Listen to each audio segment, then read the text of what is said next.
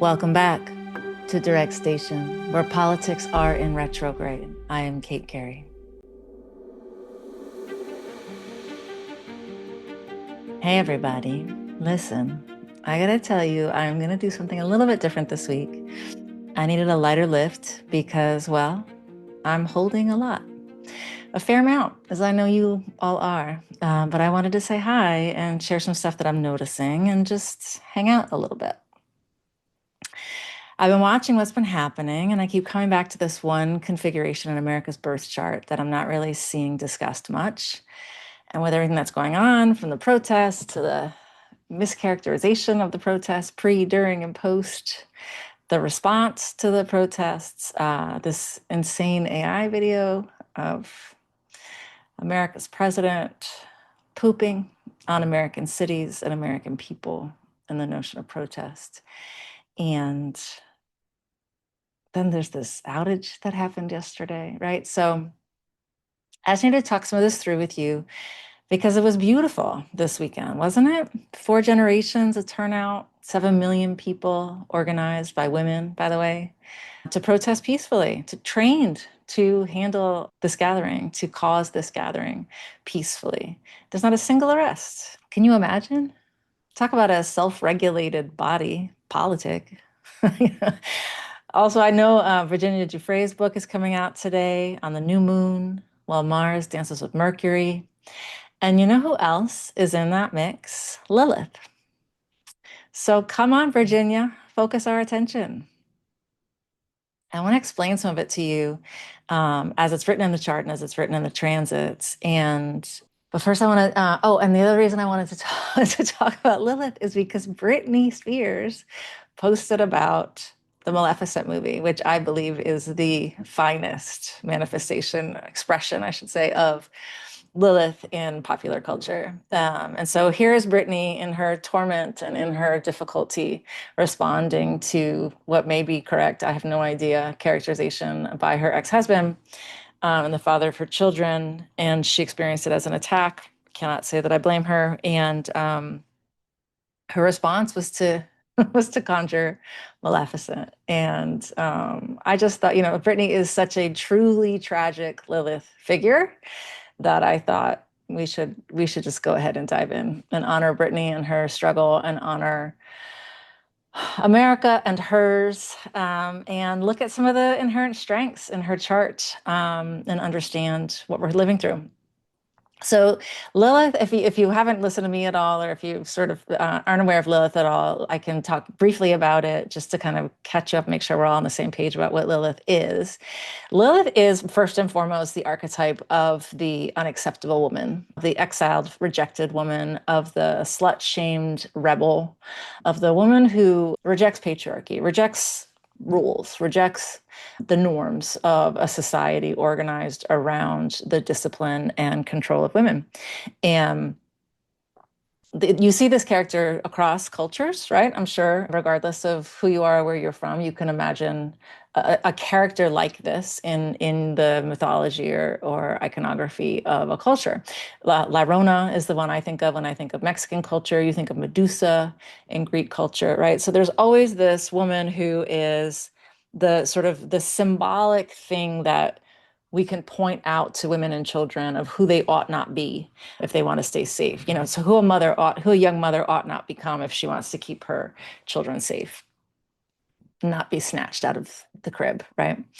So Lilith, in a Judeo-Christian tradition and a Western tradition, we get the Lilith story from the Bible. Well, not from the Bible, from sort of Jewish texts that predate the Old Testament. But her shadow is, of course, in the Bible. So the story of Lilith is that she was Adam's first wife. And she committed the crime. It was before Eve's crime of seeking knowledge, grabbing for knowledge. It was worse than that sin. It was a more ancient sin. It was a more original sin. And it is the sin of resisting domination. In the text, literally in the text, Lilith refuses to submit sexually to the missionary position, to being on the bottom. And that is obviously a symbolic decision, and a symbolic response to that decision was that God and Adam and Eve collaborated to throw Lilith out of Eden. She was cast out, she was exiled, she was slut shamed, she was demonized, and she became the symbol of what women ought not be. And to this day, we find images of her in all of, in all kinds of aspects of popular culture and society, and of course within ourselves, because every single one of us has three manifestations of Lilith in our birth chart. And those of us who have prominently placed Lilith in our birth chart, you can often see that within us. Mine is fairly prominently placed, so Lilith is a big deal to me. I have a big Lilith tattoo here on my bicep, and think about her a lot. She's caused me a lot of trouble. The rebel does not always get along, go along to get along. She can cause a lot of trouble for you if you are not sort of regulated, if you've not sort of managed your Lilith into a way that you can still function in society while rejecting norms. And while fighting for women and children, while fighting for freedom.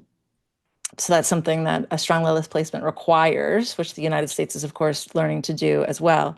Another thing about the Lilith placements is that Lilith, there's a woman wound in Lilith, right? So there's a women betraying each other for the patriarchy theme that comes up here, and you'll see that in this story with the United States. Of course, we're seeing it today.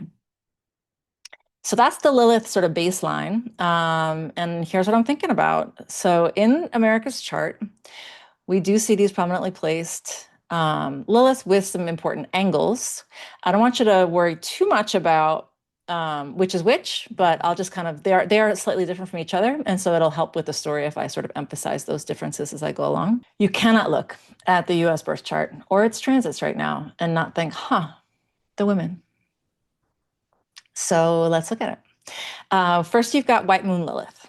I've told you a bit about her. She is a Maleficent at the end of the movie. She's also referred to as White Moon Selena. We did a podcast about her, an episode about her, maybe a month ago or 2 months ago. I think she's in the title. So you can go back and listen to that if you want to. If I was collected enough, I would say it's in the show notes, but it won't be. Anyway, so I'm going to refer to Maleficent a lot. Britney Spears did yesterday, so I'm thinking, we can all kind of hang with it. And if you haven't seen it, oh my Lord, watch it now more than ever. It's the first one. The second one's great too, but the first one is the one I'm talking about, wherein you have this exiled woman. Like, think of Angelina Jolie's character, right? She is this exiled woman. It's the origin story of the Sleeping Beauty villain. And she is harmed by the patriarchy. Initially, a young person cuts off her wings in order to gain power and wealth. And this young man commits this crime against her, and she is sort of locked out of the kingdom. And she gets dark. She gets vengeful about it, because Lilith is ultimately this divine, feminine, righteous, but rage, and destructive rage at that. And so the movie starts out with her in that spot, and throughout the movie, she sort of progresses. And at the end of the movie, she is in harmony. She is in balance. She has protected the realm. She has regained access to the kingdom. She has made the kingdom free. She has made the kingdom safe for all beings, right? Because this is a story that is about multiple sort of magical species living together. And so that is again possible once Maleficent has become her sort of healed manifestation, and has leveraged that sort of rage within the feminine divine in service of protection of the realm. So there's this nurturing quality to her and this deep connection to nature. And y'all, that White Moon Lilith is sitting in the first house, the house of identity of the United States, at 27 degrees of Sagittarius. So what if White Moon Lilith in our first house represents not that we are this accomplished divine feminine? I am not delusional enough to present these ideas to you and suggest that we are.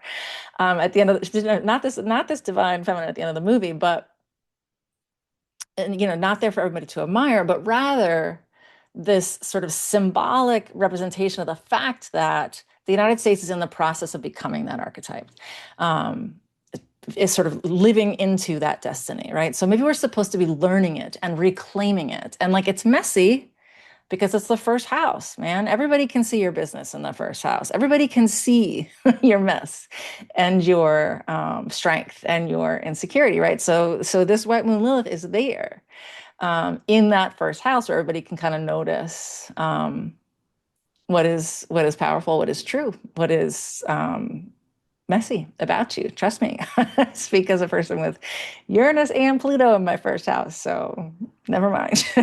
I'm a lot. But so with the United States, with white moon Lilith in the first house, this is happening in Sagittarius. So Sagittarius is the teacher, the philosopher, the one who learns through experience and then shares that wisdom, right? So maybe America's face to the world is meant to be this ongoing, very public reckoning with feminine sovereignty. Can you imagine that?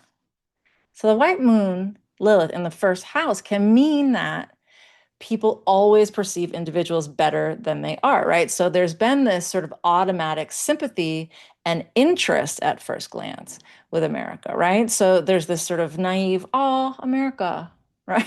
The women are so free, right? But the world wants to believe in us. They want us to be this beacon, this helper, this place where freedom actually means something to anyone who happens to come here. But Lord, has everybody watched our mess over the years, especially this year? And here's what's interesting. Astrologer Tom Jacobs once wrote that with Lilith in the first house, you will naturally and unself-consciously inform others about Lilith's energy and issues just by being you, right? So what if America's role is to be the very public, very messy laboratory for working out these Lilith issues? We're doing it in front of everybody, right? Failing spectacularly sometimes, but also creating space for these conversations globally. What if? What if we could get it right through this man-made catastrophe?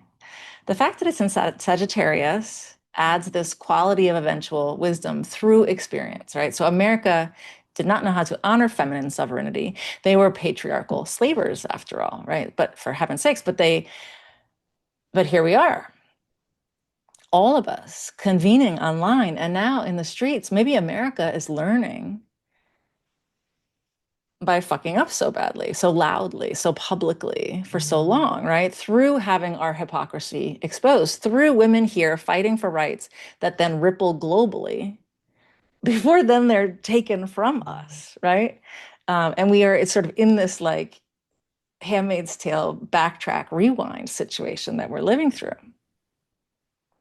So we project our Lilith issues onto other nations and we've suppressed the feminine horrifically here. But what if that is exactly the point? What if having white moon Lilith in the first house means we're meant to be the ones who do this work out loud in front of everybody? Every time America fails the feminine, the world sees it. Every time American women rise up, the world sees it. Every time we have this conversation about sovereignty and what it means, it becomes a global conversation. Maybe we are not the divine feminine nation. Maybe we're the nation learning in public what it costs to exile her, what it takes to call her home. The placement in the first house means we can't hide the process. It's our face to the world. And y'all, leaders who learn in public are the best leaders. I'm here to tell you. So that's white moon Lilith. Then you've got black moon Lilith. She's at 27 degrees of Leo in the 9th house. So she's this dramatic queen in exile, living in our house, America's house of God, of philosophy. She's Maleficent at the beginning of the movie, right? So the one who, Black moon Lilith is the one who curses the child. She's the one who's all green, making this big speech in the middle of the church, right? Cackling, frightening everybody. She's the rebel with a cause. She's the outlier. She's pissed. And she is here to represent that anger and be weird, be this misfit, be this person who's a little bit bitter about it all, but kind of also wouldn't have it any other way, right? Like, I'm comfortable with this animosity. I'm gonna assert it here at you, right? Can you tell I have feelings about my absurd Lilith placement? So she's in Leo in the 9th. With countries, the ninth house is the expanded intellectual identity, the law, higher ed, philosophy, religion, ideologies. So this bitch here, you have this exiled queen in the house of God, right? Remember her relationship with God and the way she was characterized in culture after culture vis-a-vis religion and ideology, right? So she is this fierce sovereign. I will not submit, she says. This feminine energy. And then Leo, right? So the sign that demands to be seen, to be recognized, to be celebrated for her sovereignty. So what does that mean? America then has this literally exiled feminine sovereign from our religious and philosophical structure sitting in this important place. So we were founded by Puritans, right? We were already terrified of feminine power. Witch trials, anyone? Or think the Scarlet Letter, not the Demi Moore one, the book, right? So our dominant religion, Christianity, as practiced here, has systematically excluded feminine divinity. No goddess, no divine mother beyond the virgin, no feminine face of God. Black Moon Lilith in Leo in the ninth is performative exile. It's not just that we've pushed out the feminine divine, it's that we've made a drama out of it. We've made a spectacle of keeping women out of religious authority. Think about the battles over women's ordination in this country, the theatrical nature of purity culture, the way we've made a performance out of feminine submission in religious contexts. The way the right now is like this whole trad wife thing, right? This whole like reassertion of the fact that maybe women don't even need to vote, which is what Pete Hegseth's pastor asserts publicly, frequently. So the placement also explains why America projects its Lilith issues onto other countries too, right? Like we will look at Sharia law, we will point at hijabs in Iran and the sort of requirement of wearing them while enforcing purity balls. Do you know what those are? You should look it up. It's terrifying. It's the short version is an evangelical culture. The purity ball is I go to a dance with my dad and I commit to him in public that I will not have sex with a boy until I'm married. I mean, literally, that's a ritual that is conducted, right? So, meanwhile, we are looking at other countries and judging them for their oppression of women. We condemn religious oppression while our own Supreme Court cites, I kid you not, medieval witch hunters to strip reproductive rights. Did you know that?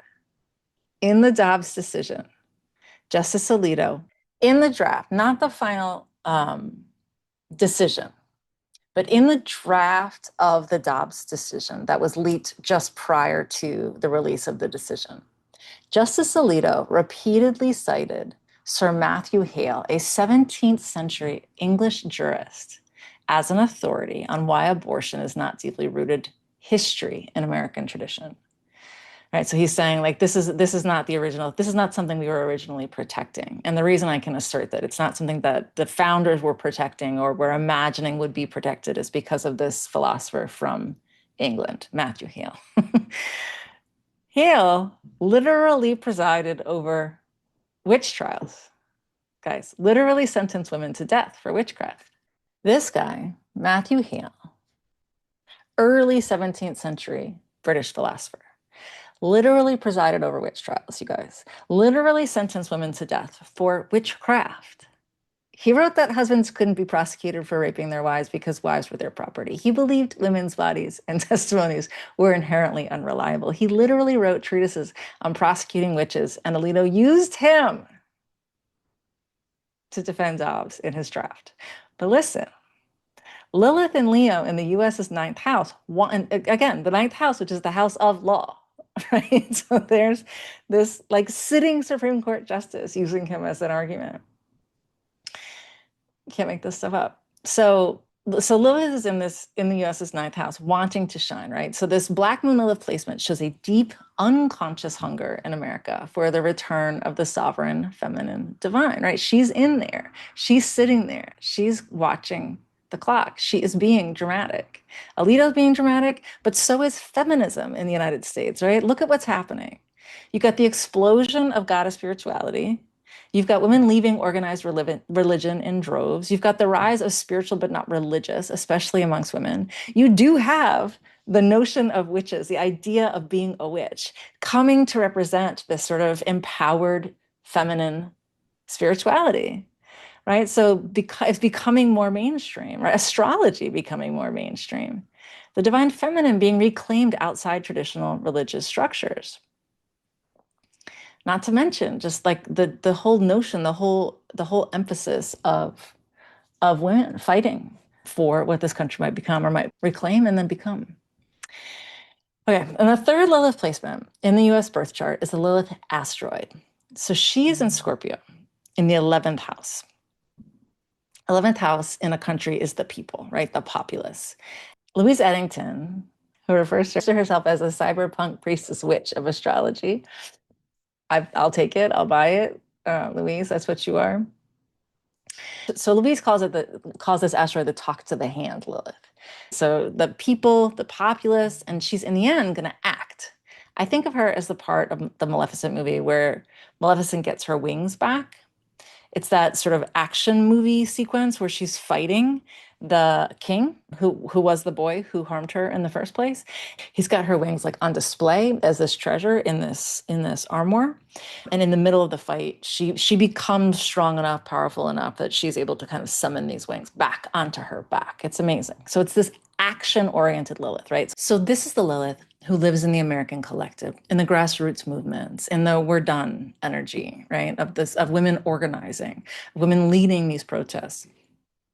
But women leading online too, and women leading in organizations and nationally, in the swiftness and potency of that Me Too movement, right? I mean, there's lots we can say about the movement, and lots we can say about the sort of rising up of white women within that movement when they hadn't been rising up for the equity and sort of freedom and protection and safety of all, sort of only rising up in that way for their own bodies, their own sovereignty, right? So there's a correction that we're hopefully theoretically going to make now in this more broad, more collective, more united left, more united center and left, right? This more united, just populace organized around the strength and insight of women across racial identities, and sort of protecting the feminine body, the feminine body politic. So she is not performing. This Lilith asteroid is not a performance asteroid like the white moon Lilith in the first, or like the black moon Lilith in the ninth. So she's not philosophizing or performing, she's mobilizing, right? So she, in Scorpio, she knows where the bodies are buried. She knows the secrets, right? Remember the Scorpio theme? She knows exactly what needs to die for transformation to occur. And being the asteroid, the only actual body amongst these three Liliths, the other two are mathematical points. She's the one who takes physical action. Think about it. The 11th house is where collective rage becomes collective action. It's the women's march. It's the Underground Railroad of abortion networks. It's every woman who has whispered to another woman, I know someone who can help you. It's that symbol that women hold behind their backs when they're in a coercive or unsafe relationship and they're asking for help from other women in public, right? It's the friend groups sharing Plan B. It's the aunties networks, the camping trips to visit relatives in other states. This is the Lilith in her full scorpionic power, operating in the shadows and networks and collective movements that authority cannot track or stop. She doesn't need recognition or validation. She doesn't need to be seen as righteous or dramatic. She just needs to get it done. And Scorpio holds that death rebirth power. This Lilith knows some things need to die completely for the new to be born, right? So she's not all that interested in reform. That refrain you're hearing about how we can't go back now, right? What go back to what exactly? Which parts of it will we go back to, right? So our chaos agent, Mr. Destructo, our president, has unpacked everything that America is and has it sort of on the ground, dropping poop on it, of course, but like it's sort of disassembled America around us, right? So we wouldn't want to go back, right? It wasn't good enough. We have to now press through to something better, something more equal, something more empowered across identities, across communities, something more loving, something more truly diverse across socioeconomic barriers. something more rooted in the collective, something fair, something loving, something feminine, something celebrating feminine power. And so when she moves, like Maleficent, getting her wings back, it isn't really to negotiate this time, right? It's to insist. It'll be to reclaim everything that was taken. The talk to the hand, Lilith, she's literally shaped like a hand, like she's got little fingers, is the American women saying, we are not explaining ourselves anymore. We're just going to act now. You see any of that around you or even inside of yourself, right? I'm recording this right as the sun and moon are meeting in Libra in America's 10th house, the house of legacy, of government, of head of state. Venus is in there with her insistence on integrity and values and balance. Like literally, the divine feminine is illuminating our house of public authority right now.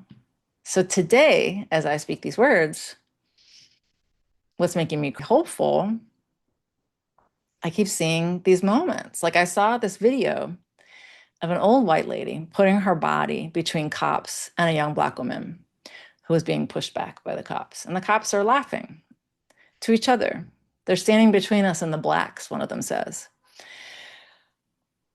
Like, I don't know, like what universe are you living in where you're, that language. So, but even they could not comprehend what was happening, right? The kind of solidarity across racial lines that is beginning to emerge. It's the white women explaining to observers why the protests are still so white, right? Really helping to articulate that sort of that construct of the 92% and what it means.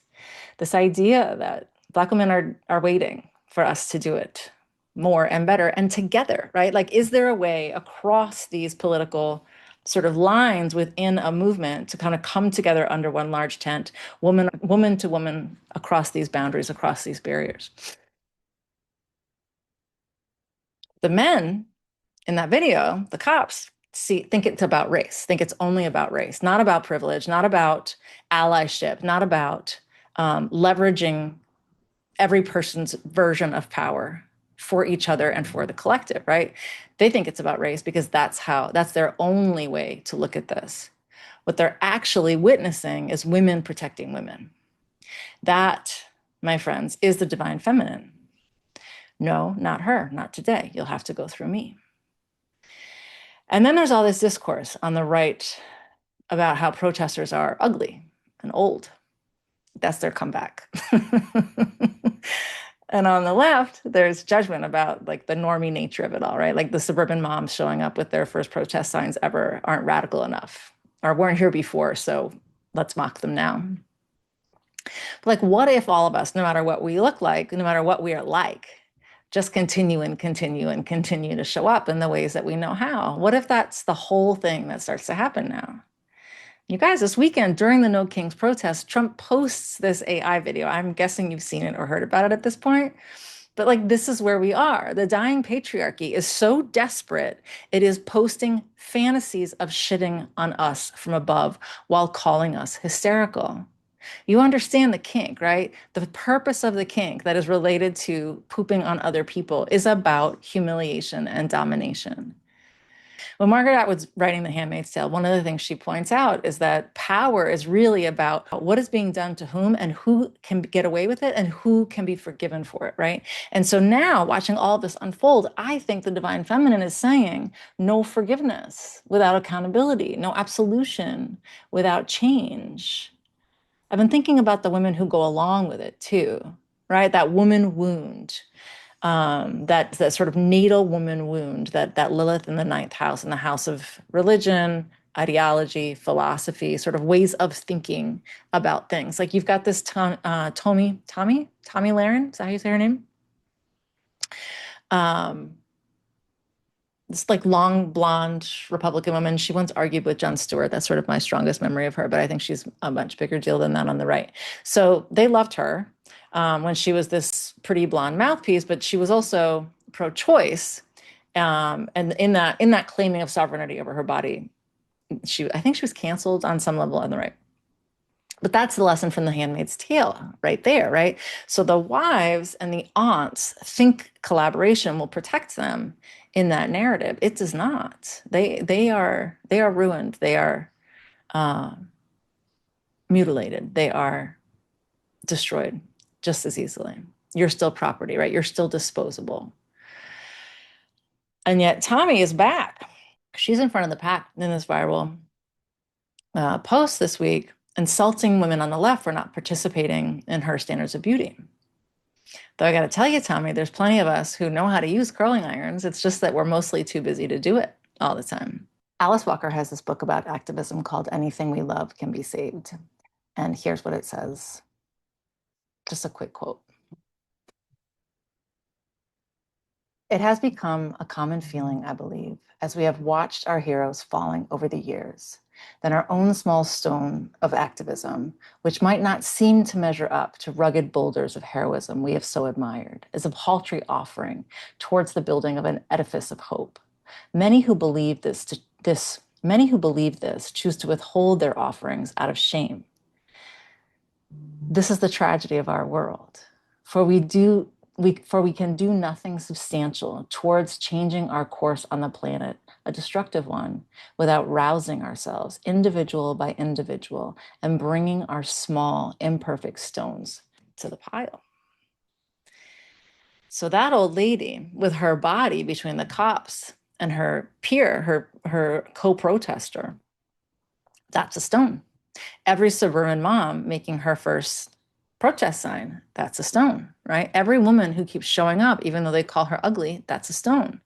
Me saying this to you today, that's a stone. Stone, stone, stone. What are your stones? Where are you placing them? I know that you are placing them, or you're thinking about how, or you're thinking about where, or you're thinking about when, right? So that's what I'm looking at today. I'm thinking about America's triple Lilith configuration and how we have exiled the feminine divine 3 times over in United States history and in contemporary American society, right? I'm thinking about Trump posting videos of himself as a king shitting on protesters while his supporters call women ugly for resisting. I'm thinking about Vesta, another goddess, the goddess of sacred service, sitting right now at America's ascendant, right? So while we gathered, while we came together to speak, the priestess energy of this Vesta character, this Vesta archetype is the keeper of the sacred flame in the temple. Vesta's a virgin, as Virgo sort of signifies virgin, right? So Vesta is a virgin in the sense that the original meaning of the word, which was sort of priestess, right? So like she sort of withdraws from men and stays in the temple. I'm not so sure it meant abstinence. But Vesta's there. You've got Nessus, the goddess who symbolizes the articulation of sexual harm, right? So the revelation of sexual harm. Again, Virginia's book is coming out today. That Nessus is sitting on the North Node. So this whole time, through this whole situation with that whole flying wedge of chaos, you've got Nessus, the revelation of sexual harm, sitting on the North Node for the planet, right? So the direction of action, the direction of destiny, the direction of where we are all going, Nessus is sitting on it, is hovering on it, and is moving with it. Similarly, Uranus, who plays a huge role in this, is hanging out with Sedna. Sedna is that mythical character of the Inuit goddess who is betrayed by the masculine, harmed by the masculine, and becomes the sort of mighty goddess of the sea, who controls all of the sea mammals, who controls the clothing, the nourishment, the survival of the people, right? So what if, what if these are all signs, right? As you watch the sort of misogyny mount, as you watch even violence like public casual violence against women mount, I'm thinking, is all this a feminist tale, right? Like, is all this a feminist story? What if the women got us out of this? Not by being pretty or polite or perfect, but by being persistent, by continuing and continuing and continuing to show up. See what feminine divine energy is asking to be acknowledged in your life. Notice where you have exiled parts of yourself. Notice where you yourself have been exiled for being a resistor, right? For being a person who says no to patriarchal norms or for expectations, right? Traditional confines, traditional constraints. Notice who's putting their body on the line and notice who's laughing about it. Notice the escalation, both the horror and the resistance, right? Both things are happening at once. Notice how many different kinds of women are showing up in how many different kinds of ways with no extraordinary power, just our bodies, just our minds, just our voices, just our innate power, just our righteous, feminine, divine rage, just our refusal to stop. And notice this. The patriarchy is literally depicting itself shitting on us while we are down here doing the actual work of transformation. If that's not the perfect metaphor for the moment, I do not know what is. Okay, I'm gonna go. But I cannot leave without giving you a poem. so, so you'll have to forgive me. I would do this every time if I could, but it's probably a little presumptuous to be reading all of this to you, but I did want to share a blessing today. I hope that feels helpful and appropriate to you. I am reading from John O'Donohue, who is he's an Irish poet, priest, and Hegelian philosopher. And I read him most days. But here's a blessing from John that I thought you might enjoy. I can only read you excerpts of it, but I'll try to be choosy. It's called For Courage. When the light around you lessens and your thoughts darken until your body feels fear turn cold as a stone inside, when you find yourself bereft of any belief in yourself and all you unknowingly leaned on has fallen, when one voice commands your whole heart and it is raven dark, steady yourself and see that it is your own thinking that darkens your world. Search and you will find a diamond thought of light. Know that you are not alone and that this darkness has purpose. Gradually, it will school your eyes to find the one gift your life requires, hidden within this night corner. Invoke the learning of every suffering you have suffered. Close your eyes, gather all the kindling about your heart to create one spark. That is all you need to nourish the flame that will cleanse the dark of its weight, of its festered fear. A new confidence will come alive to urge you towards higher ground where your imagination will learn to engage difficulty as its most rewarding threshold. We sure are at a threshold, y'all. We sure are. And there are signs in the sky and signs in the natal chart of this country in which we live and love and hope and fear and rage. Let's leverage that rage now. It's here for us. It is for something. It is about something and it is for something. And we can use it for good now. If you want to look at your chart and learn more about how Lilith is operating in your chart, I'm guessing you have some suspicions.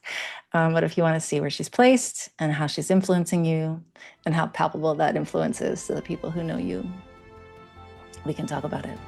But until next time, be well, be conscious, and be kind. I will see you soon.